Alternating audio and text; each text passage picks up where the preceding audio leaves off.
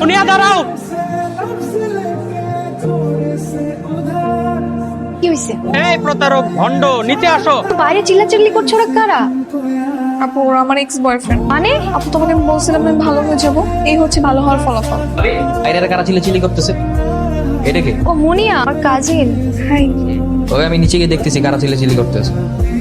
আচ্ছা সামনে তো হাউকাও কিসের? আরে ভাই, আমার গার্লফ্রেন্ড ঢুকছে এই বাসায়। তোমার কি একার গার্লফ্রেন্ড নাকি? আমারও গার্লফ্রেন্ড ঢুকছে এই বাসায়।